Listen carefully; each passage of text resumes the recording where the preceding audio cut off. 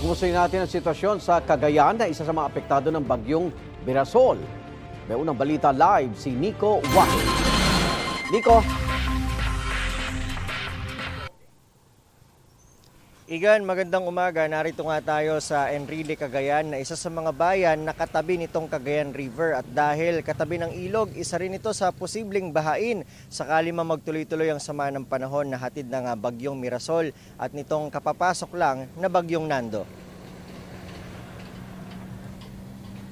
Ang Cagayan River nasa 2.6 meters pagdating natin dito sa Cagayan bandang alas 5:30 ng hapon kahapon.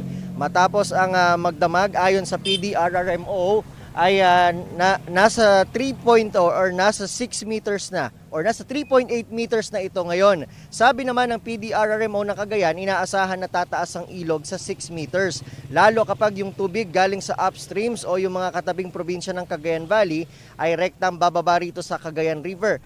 Itong Enrile, Cagayan, kung nasan tayo ngayon, ang isa sa posibleng maapektuhan sakaling tumaas ng tuluyan itong Cagayan River. Ayon sa MDRRMO ng Enrile, ang binabantayan nila rito ay itong ilog dito sa ilalim ng Palataw Bridge na konektado sa Cagayan River.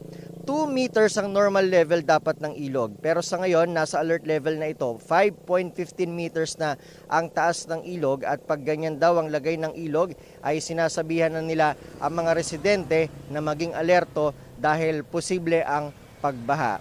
Igan, sa ngayon, kanina, linawin ko lang, ang ilog ngayon nitong Cagayan River ay nasa 3.8 meters na, nakahapon ay nasa 2.6 meters pa lang.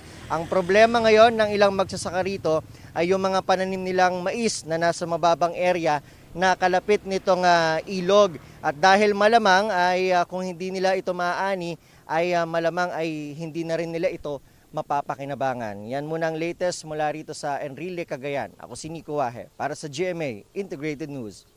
Igan, mauna ka sa mga balita, mag-subscribe na sa GMA Integrated News sa YouTube para sa iba't ibang ulat sa ating bansa.